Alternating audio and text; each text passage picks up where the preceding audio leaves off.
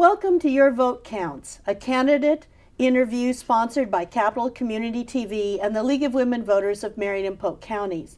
My name is Bernadine Anderson, and I'm a member of the League of Women Voters, a nonpartisan political organization that works to educate ourselves and the public about government issues and civic responsibilities. In this program, we will present the candidates for the Legislative House District number 23. They're alphabetically Danny Jaffer and Mike Neerman. Our format for this interview is as follows. Each candidate has 3 minutes to give an opening statement outlining their background, qualifications, top projects, or priorities if elected. Following that, each candidate will be given 1.5 minutes to answer questions that have been prepared by League members on current issues. The candidates were not given the questions ahead of time. At the end, the candidates will have 2 minutes to make a closing statement in which to state the legacy they would like to leave if elected to that office. Seating was not designated, and question-response order will rotate.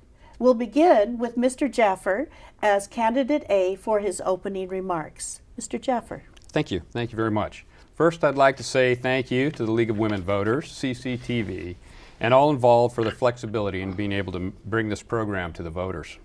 Hello, I'm Danny Jaffer, and I'm running for Oregon House District 23. I believe in service, and I believe in effective, forward-looking, fact-based government. And in order to achieve that, I believe we all need to be involved. Sometimes leading, sometimes following. I like to get things done, and I want to provide representation that our large rural district needs and deserves for all the residents, from Dayton to Monroe, from Dallas to Jefferson. I believe that I have the necessary experience and qualifications.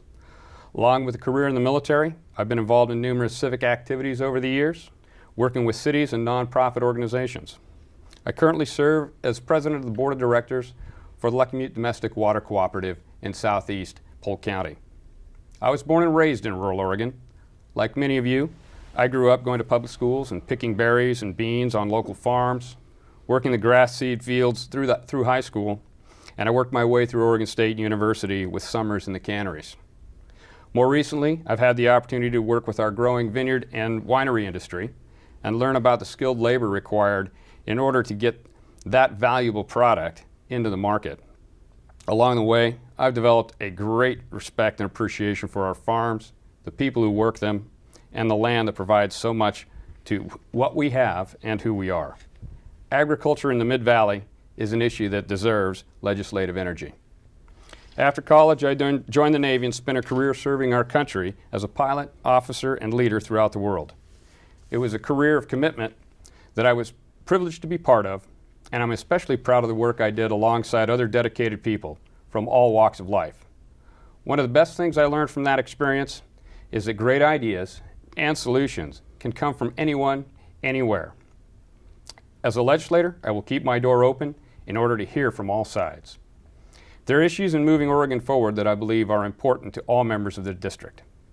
Improving education, especially K-12 and career technical education in the high school and community colleges. Healthcare that is affordable and accessible to all, especially in the rural areas.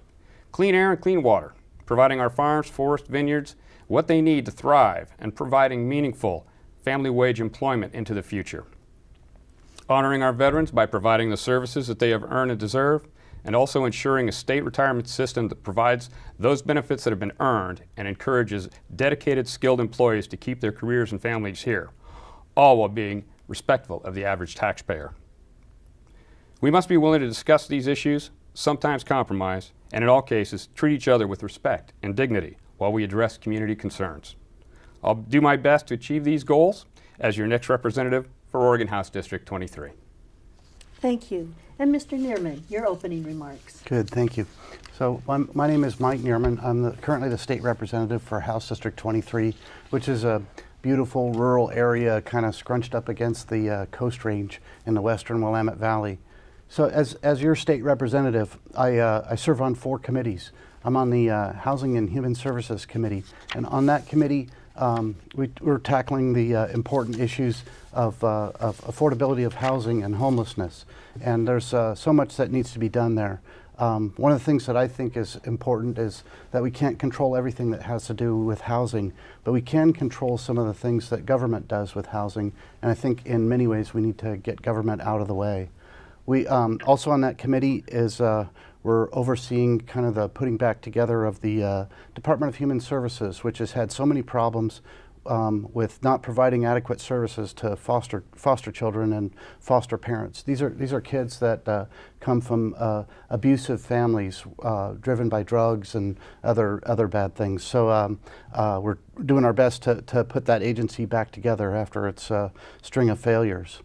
Another committee that I'm on is the Legislative Committee for Information Management and Technology. Well, the state's involved in several software projects, and these are huge projects. They're very important and they're very expensive, and they're very risky and costly if they go wrong. And one of the things that I bring to the legislature is that as a professional before I was in the legislature, I was a software engineer. And as a software engineer, I'm not afraid to take things apart and ask the right questions to make sure that we never ever have a $300 million cover Oregon ever again in the state of Oregon. We can't afford that, and we can't afford to lose the value that we lost with that project. There's two kinds of committees in the legislature. There's policy committees, and those two committees that I just told you about are policy committees.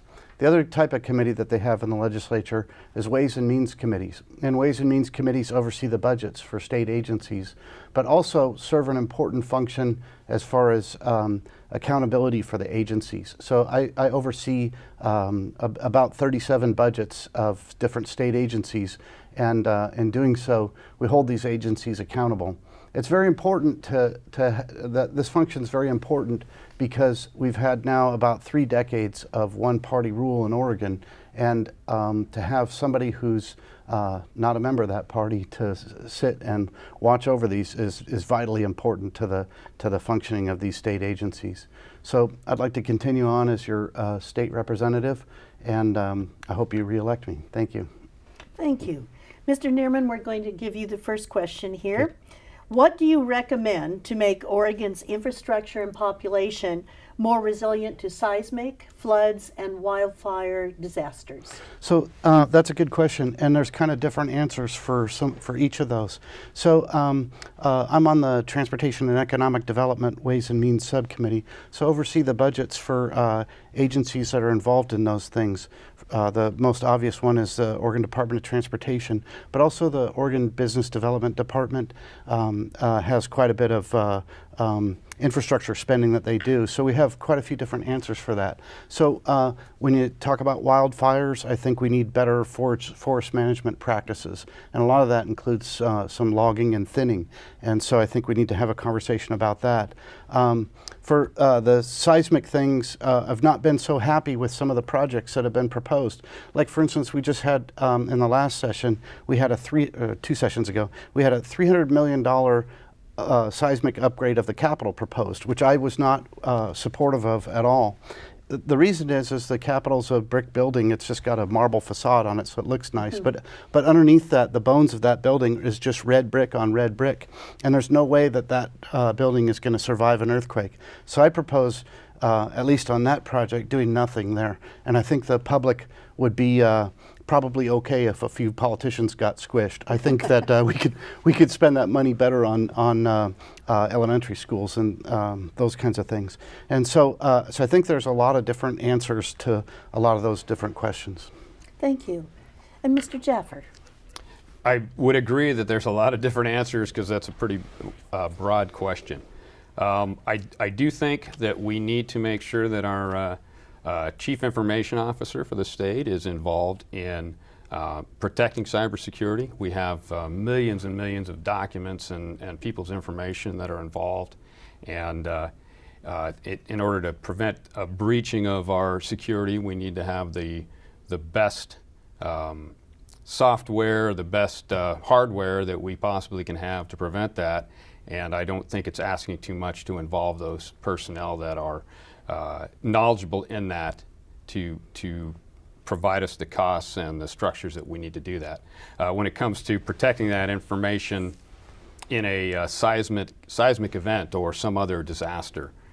We have to have at least a hardened facility where we keep that information, so that in a situation where we are already at a deficit in terms of the disasters happen and now we're trying to make up for it, that we at least have access to that information we need to make government work and to make sure that the folks who can do the job they're supposed to do in an emergency are able to. Better communication facilities is also a way to do that. When it comes to the seismic upgrades, I happen to agree with Representative Neerman that there are certain buildings it's just not worth the money to try and retrofit. I would say that what we want to do is make sure that they are safe to get out of. But when it comes to schools and hospitals and community places, those are much more important and should be able to withstand any kind of disaster. Thank you. And question 2 to you, Mr. Jaffer. After several years with the coordinated care model for Oregon Health Plan, what's your opinion about its implementation, and do you have any changes you would like to propose? Well, thank you. That's a good question. I would like to see, well, my first blush with it is that we are doing better than we used to do. And I think that's a good thing. I like the idea that there are organizations that are able to get people who have not been able to get care into those places where they can, and that they are supported both from an insurance standpoint and an availability standpoint. But there's a long way to go. They're still expensive. There's still an overhead cost that it would be nice to be able to reduce. There are CCOs where organizations have actually made money off of the Medicare payments that should have gone to patients, and or at least to help serve patients, and that's not right. And so those kinds of things need to be addressed. Thank you. And Mr. Neerman. So I think the jury's still out on the CCOs, but I think it's a worthwhile experiment. So one of the things I think we need to do, and I take issue with my caucus a little bit on this, is that we need better transparency on these organizations. They're operating almost entirely on public money, and so we need to take a little closer look at the books sometimes to make sure that they're doing the right things. With fee-for-service, the medical professionals are incentivized to provide more than adequate help because they get paid every time they do the work. With CCOs, they're incentivized the other way. They're incentivized to not provide service, and so that needs to be watched. One of the other things I think that that makes me nervous about the CCOs is the idea is that you're cared for by this community care organization, and they are looking for ways to drive the cost curve of medical care down by possibly adding other services. When you come in because you broke your arm, they'll ask if you're taking your diabetes medicine, those kinds of things, and maybe you have some domestic violence issues or something like that. They can kind of go and take care of you as a whole person or whatever. And I see this kind of a rampant expansion of that, and I'm kind of okay with that up to a point, but I think we need to be careful that health care doesn't bleed into housing and every other good thing and groceries and all that kind of stuff. That we're not trying to do a catch-all for everything. We still have quite a bit of a task to keep costs down for medicine, for medical care. So that'll be a challenge for us. But I think it's a worthwhile experiment. I'm excited about it. Thank you. So, Mr. Neerman, we're going to begin with you on question 3. Do you think the balance between individual and corporate taxes is appropriate? And if you would relate that answer to what you see as the ideal Oregon tax plan. So, so I don't know that the balance is inappropriate. Some would say that a corporation doesn't pay taxes, that they pass that on to their customers, and that's partially true. So, so there's it's not just a question of a balancing. There's other kind of market forces at work there. There's some things that are maybe appropriate, like for instance, we have an individual kicker, and we used to have a corporate kicker. We don't have a corporate kicker anymore, and I think that's okay. That money goes to other purposes. So I'm not really for a big rebalancing right now. When it comes to income taxes, Oregon has one of the highest income taxes in the nation. part of, yeah, so if I was going to rebalance it, I might rebalance it down. But I think we're a fairly high spending state too, so we need to take care with that. So, Thank you. And Mr. Jeffer? I think that there could be some rebalancing going on. Right now we've got individuals, at least with our income tax, individuals are paying 95% of the money that comes in via income tax, and corporations are in the 5 or 6, maybe 7% range.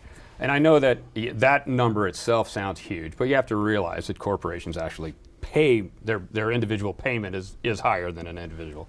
However, they ought to be, in my opinion, there ought to be more balance there, particularly when we're looking at ways to fund services like education and health care that corporations actually take great advantage of. And why not? They should, and they should have healthy employees, and they should have educated employees. But if it's up to the general populace to pay those bills prior to those employees getting there, to fund all of the schools and to help make sure that health care is taken care of without the help of the corporations, I think there's an imbalance there that needs to be adjusted. Thank you. Question 4 begins with you, Mr. Jeffer. Are you satisfied with the redistricting process in Oregon, and are there any reforms that you're interested in suggesting?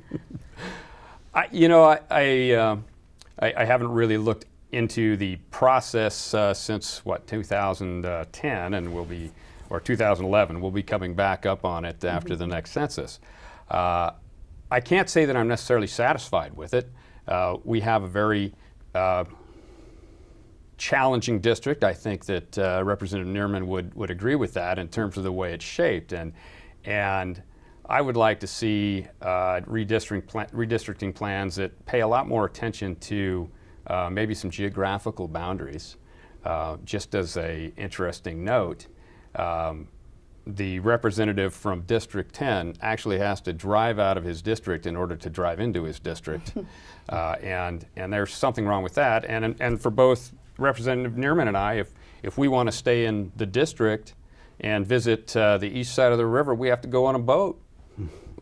So, or we have to drive up around on a bridge and come through somebody else's district in order to do that. So I think there are some changes, fundamental changes that need to be addressed in terms of the geographic boundaries, and it'll be interesting to see what the differences in population rates have been once the next census comes out.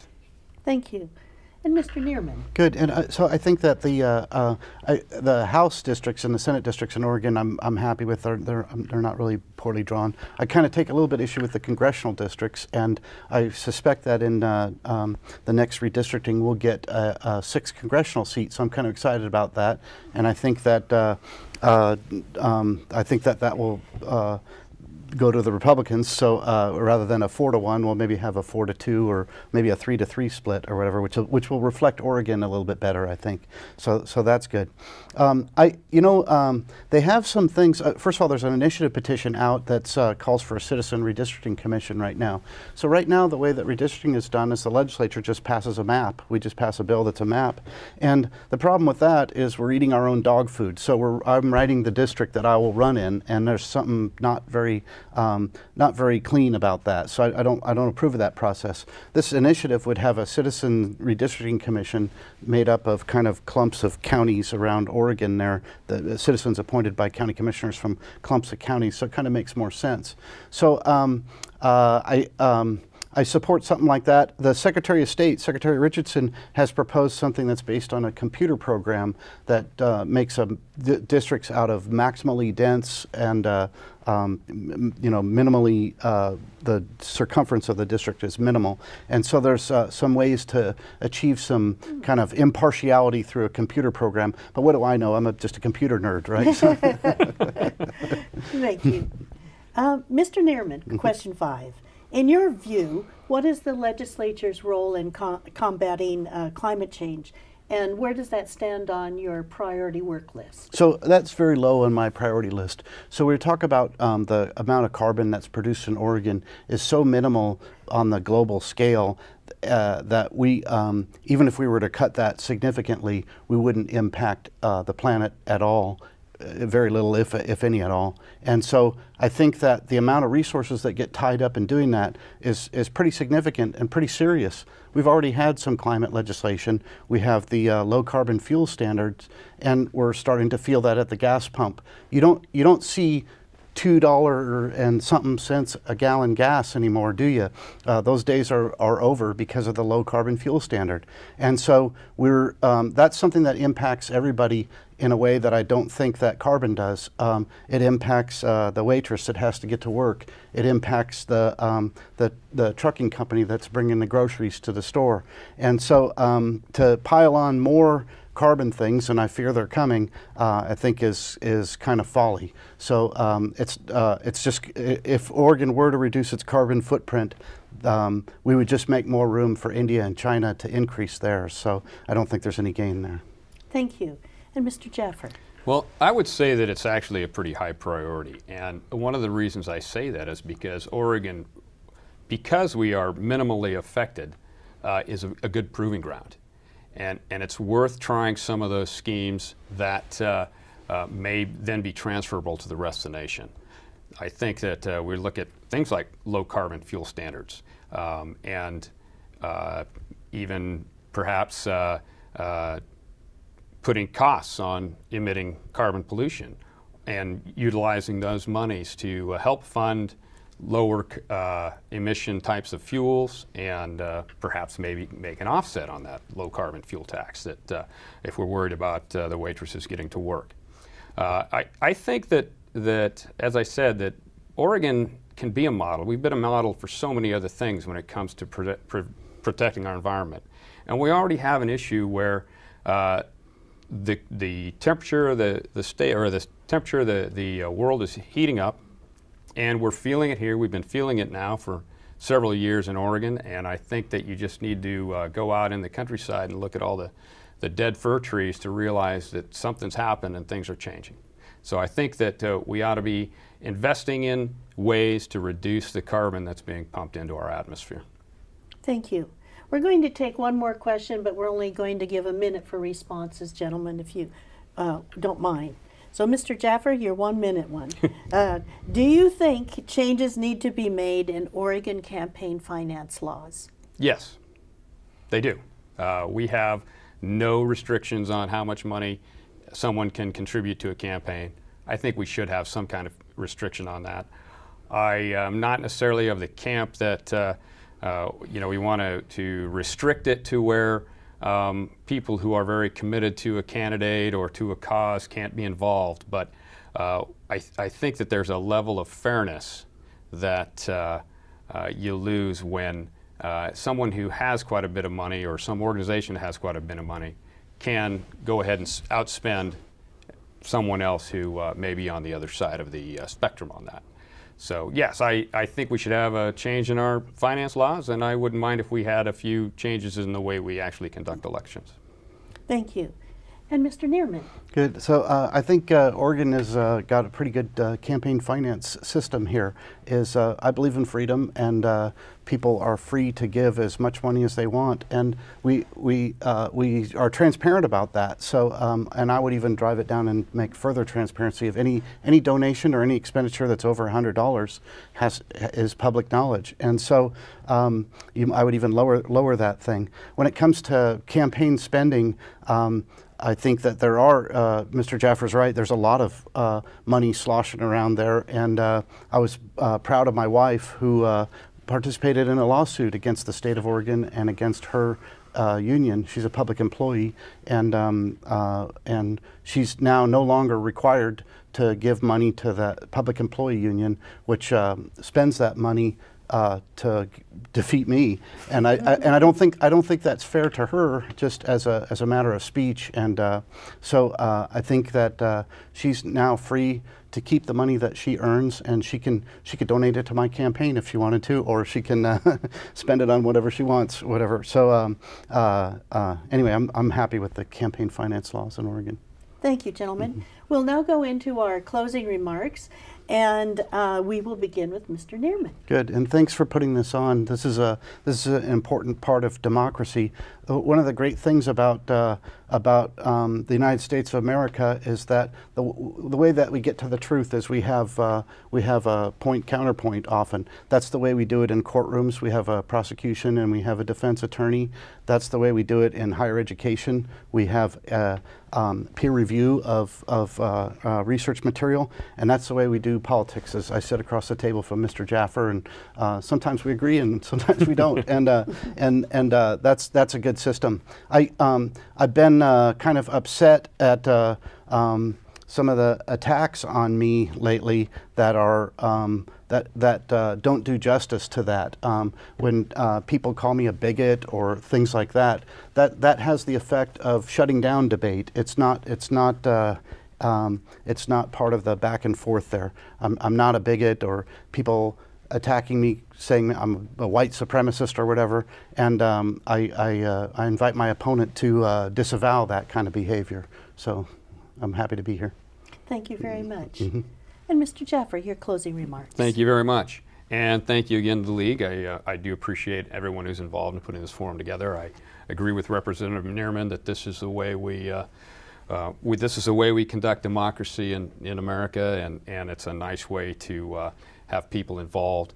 I have the great honor of being an Oregonian, and I have the honor of being an Oregonian who's been nominated by 5 different Oregon political parties to represent House District 23. Each one is unique in its ideals, but all are committed to moving Oregon forward and making us even better than we've ever been. I'm proud of this coalition and its commitment to move past partisan politics, and I believe that the movement starts with new leadership and embracing ideas that come from across the spectrum of all people. I'd like to bring new leadership to the Oregon legislature. I'd like to help generate the teamwork that's necessary for working together to propose and complete and those projects that bring us farther into a bright 21st century. I mentioned education, healthcare, clean air and water, veterans and PERS in my opening. I know that none of these issues can be solved in a single legislative session, but I would feel that I've well served the voters of House District 23 if I've helped make serious headway in achievement of these ideas. It's not my goal to be a full-time, long-term politician, but I am someone who likes to get things done. I like to be involved, involve others, get on task, and work toward a solution. I will not tell you that I have all the ideas, and I will never ask you to just trust me. I'm asking for your vote and your support, and I believe that my past work and leadership experience have prepared me well to serve you. And I don't appreciate negative campaigning either. Well, thank you both very much. We're very glad to have your participation, and it does make a difference in civics. This is all the time we have. You've been watching Your Vote Counts candidate interviews for Legislative House District 23 with Mr. Danny Jaffer and Mr. Mike Neerman. We hope you will watch our other candidate interviews, and please see the CCTV website for time and dates. These interviews are a public service to voters to become more acquainted with candidates who hope to lead our city, county, and state governments in the coming years. The last day to register to vote or to make changes to your registration is October 16th. Ballots will be mailed on October 17th, and they should be returned by November 6th at 8 p.m. Postmarks don't count. We urge you to make democracy work and be a voter. This is Bernadine Anderson for the League of Women Voters and CCTV, thanking you for watching Your Vote Counts.